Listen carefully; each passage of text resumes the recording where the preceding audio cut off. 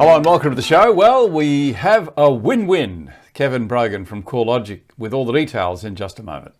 With the evolution of social media, marketing of property is no longer linear. Consumers are influenced differently. The Property Show is unique in that it empowers agents to connect with buyers and sellers through personalised content, social media and artificial intelligence. The Property Show delivers personalised, laser-focused marketing by combining new media, social media and audience targeting, and gives the agent a digital voice. See how well the Property Show works, and then let's get started telling the world about your property. See it now exclusively at realty.com.au. And as I said at the opening, a win-win. A win in terms of numbers and also a win in terms of clearance rates. Let's bring up those clearance rates as we welcome Kevin Brogan from CoreLogic into the show. Hi, Kevin. Hi, Kevin.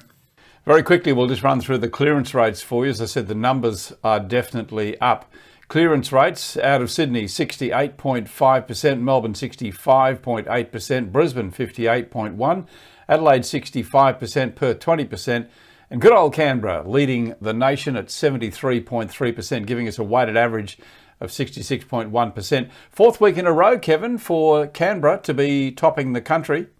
Oh, look, it is, and it does come on the back of greater resilience in the Canberra market. But I have to say, the one that I would pick this week for special attention is Brisbane, because although 58.1 doesn't lead the pack, it is a definite strengthening of the results in Brisbane. Yeah, we're going to give you later in the show too a breakdown of houses and units in Brisbane, Sydney and in Melbourne. But just staying with Brisbane for a moment, even a good number of auctions at 79. I noticed there. We'll give you the figures for pre-sales, sales under the hammer and sales after auction in just a moment. But you're right, that's a good result for Brisbane, Kevin. Oh, look, it is. I mean, we didn't see such a big increase in auction activity in Brisbane. The line on us there, if you like, go to Melbourne, where we saw the biggest week-on-week increase in activity. But across the whole country, that 1,262 auctions is the busiest we've seen for a little while now. Yeah, and if you look at the numbers from last year too, of Sydney and Melbourne holding up reasonably well, Brisbane had a good week this time last year as well at 116, Kevin. Yeah, look, just remember that when we compare to 12 months ago, we had just entered the cycle of the post-election market where we'd actually seen a fair bit of confidence returning to the market. And this really was, this time last year, the beginning of the run that saw some quite significant capital gains in Sydney and Melbourne in particular. Mm-hmm. Well, let's bring up the combined capital cities. I want to give you a breakdown now of houses and units, and we'll also look at the medians nationally as well. Let's bring that up, Kevin. We can see that sold prior 175, sold at auction 381, and sold after auction at 9. The national median holding out just a touch under $1 million for houses and units.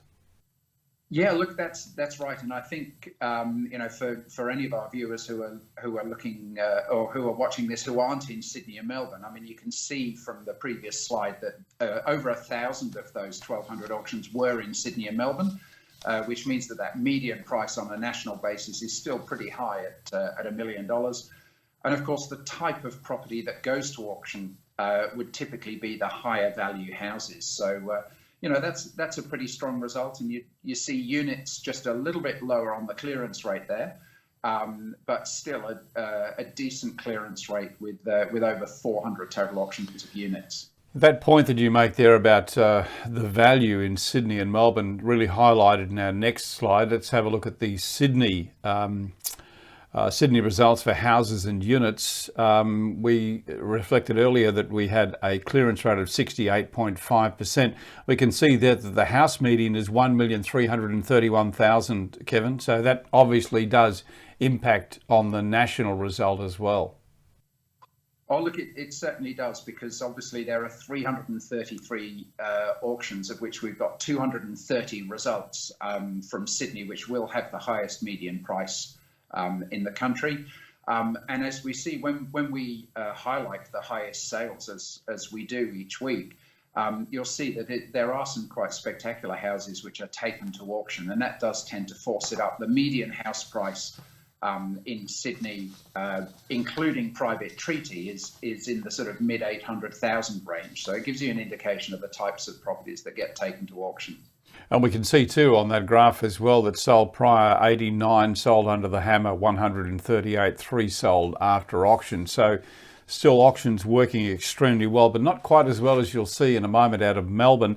But before we take you to those Melbourne figures, just like to have a walk through the top sale in the country, Kevin, but one of the most unusual properties I think we've ever featured. There is no video for this, and I can understand why the agent didn't necessarily need one. I know you've got some stats on this. Let's quickly bring up some photographs of this property in Darlinghurst as we speak about it. Shannon Whitney and Alicia Delaney from Bressick Whitney selling this one for $4,621,000. And I know you've spoken to a number of people who are at the auction, Kevin.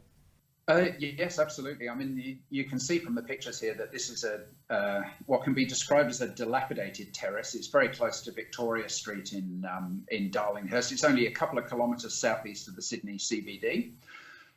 So what I've managed to establish is that anecdotally, there's about $2 million to spend if you were going to renovate the property to a standard that's commensurate with this type of character dwelling. I've also picked up, there are about 18 registered bidders for this property. So clearly anybody looking to spend $4.6 million on this property needs a fair bit in reserve for whatever plans they have for the property. Yeah, spectacular home. Quite a large frontage too, I think 7.5 metres and over 280 square metres of land, but it has the convenience of rear access, which in itself makes it a very valuable property, Kevin. Oh, absolutely. I mean, it's got a double garage with separate lane access, which would certainly be a significant draw. And, you know, Darlinghurst is one of those areas that is so close into the city. We've seen average ownership above 10 years, which again is that statistic that tells us about how tightly held the area is. And the median house price is almost $2 million, and that's almost up to its 2017 peak. Well, the sale price here, $4,621,000. Bressick Whitney selling this one 112 at Surrey Street in Darlinghurst. And, you know, congratulations to Shannon and Alicia on that sale. Let's go to our next graphic, which is Melbourne, and we focus there on house and unit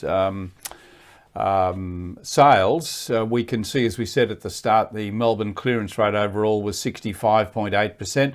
The house median for the sales that occurred, 920,000, not as high as in Sydney, Kevin.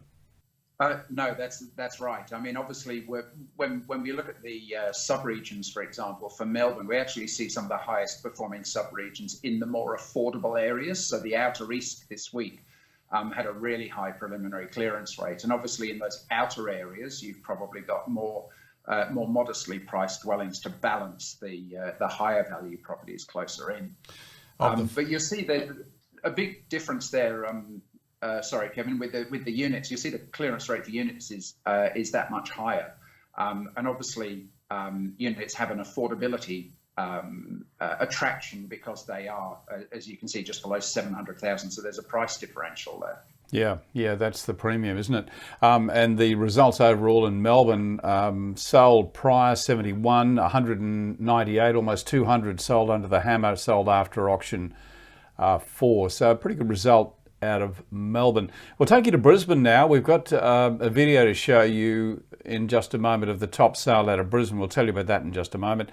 But before we do, we'll have a look at the figures. We saw a clearance rate in Brisbane of 58.1%. Just dwelling on that again, that's a pretty good result. One of the best results we've seen in a while, Kevin. Oh, look, it is. And I think, as we've commented before, Brisbane is one of those smaller markets. And it's probably not fair to make a direct comparison with Brisbane against Sydney and Melbourne. It sort of runs its own race. But when you have a look at the clearance rates over time, typically mid 40% is sort of, if I can use the term normal, you'll see quite often that's the level of clearance rate. So to get 58 1.5% is really quite a strong result for Brisbane, and obviously a sign of some of those confidence figures that we've spoken about, being represented in the Brisbane market. And highlights your point too that you made earlier about auction results are reflected in the upper end of the price range. The median price in Brisbane at $977,000, just slightly a touch ahead of what we saw in Melbourne. The median in Melbourne houses at $920, Kevin. Absolutely, and I think I have to tread very carefully with Melbourne viewers, but I mean there is a tendency in Melbourne and Sydney where auction is very much part of the residential property culture. The properties that are sold at auction will be a much wider variety, whereas in markets like Brisbane and Adelaide, the real estate agents are probably much more targeted at the types of properties that they want to sell, and they will pick properties that have that sort of special something that they think is going to excite competitive bidding. Yeah, that's a very good point you make, because auction is much more mature in Melbourne of all the markets around Australia, and that's demonstrated in the point you've just made. Let's have a look at our top sale out of Brisbane, which was recorded by Place in New Farm, a wonderful New Farm property. This one was sold by Judy Goodyear for just a touch under $2 million, $1,950,000 at 332 Bowen Terrace, right in the heart of New Farm, very close. An absolute classic Queenslander, this one, Kevin. Oh, absolutely, but with that very high quality modern twist in terms of its renovation. I mean, it's ultra modern inside, very traditional outside. Again, I mean, the location here, I mean, it's within 2.5 kilometres of the Brisbane CBD. Within a stone's throw of Story Bridge. Interesting, this property last sold in 2017 for 1.8 million. So you can see there's been a modest increase there. But if you look at the median house price at 1.55 million, you can see that this, it's down only a fraction on the 2017 peak. So it's been quite stable. And for houses here, the average ownership is about 14 years. So again, this is a suburb, particularly for houses, because I know there are a lot of units in New Farm, but it is very tightly held. Very tightly held, and not very many houses in there. When you find them of this quality, they'd become very, very popular. Judy Goodyear, as I said, was the sales agent on this one, and as you'll see in the video we're about to show you, Judy has had a very close relationship with the sellers of this property, and obviously knows that market extremely well. So here's Judy Goodyear from Place at New Farm to take us through this property in Bowen Terrace.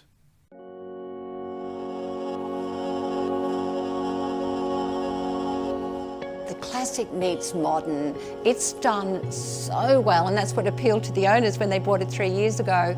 So and even the streetscape is absolutely delightful.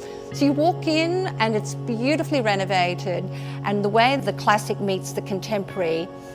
I sold the owner's property in St. Lucia 3 years ago, and then they purchased this property from Place, and they've loved living here. I would rate it as one of the first-class homes that exist in New Farm. What I love about the property is the floor plan. Functions really well from a family, or if there's people that wish to work from home here. It has great design. It's beautifully done, so whatever your furnishings, whether they're classic or contemporary, they'll work really well in this home. It's a very serviceable, workable kitchen. It's a great size. I mean, you look at the beautiful features that it has, and it opens out onto the very private balcony. There's lots of lush greenery around you. But yeah, the kitchen functions incredibly well, and it's actually quite spacious. Wouldn't think, would you, that there's a pool here, but there is, and again, it's really private. You can throw your lawnmower away living here. You don't need to spend a cent on this property, it's all been done. Livability, location, it is all about enjoying New Farm lifestyle when you buy properties in New Farm. You literally could live here without owning a motor vehicle, even though there is 2-car lock-up garage. You're walking distance to Howard Smith Wharves, you're walking distance to Brunswick, to James Street, and to the park. I mean, seriously, how beautiful is New Farm Park? And also to the city. So the location is first class. You have all the top schools in this area. The house itself, I would describe as a fantastic family home. Well, congratulations to Judy Goodyear and Kevin, thanks to you. Before we go, just a very quick run through once again on the preliminary clearance rates. Sydney 68.5%, Melbourne 65.8%, Brisbane 58.1%, Adelaide 65%, Perth 20%, and Canberra 73.3%, 66.1%, the weighted national average. Kevin Brogan, thanks for your time. We look forward to catching up with you again on Friday, and we'll have a look at the week ahead. Any tips? How are the auction numbers looking at this stage, Kevin? Oh, look, they're looking reasonably stable at the moment. We obviously have, the seasonal impact with the weather, particularly in Sydney, Melbourne, and Adelaide, taking a turn for the colder, and in Adelaide's case, the wetter. So that's going to exert a seasonal downward pressure. And I think it'll also be really interesting to just watch the Melbourne market, because there have been stories coming out of Melbourne in respect of perhaps some restraints having to be put back in place for coronavirus. It'll be interesting to see whether there's any change to the sold prior or postponed auctions. Yeah, a bit scary, isn't it, watching the news that came out just yesterday or over the weekend, and in particular, being the powerhouse for auctions in Australia. It'll be interesting to watch what happens there. We will give you the full update with Kevin Brogan from CoreLogic on Friday, so join us then. Kevin, thanks for your time. Thanks very much, Kevin.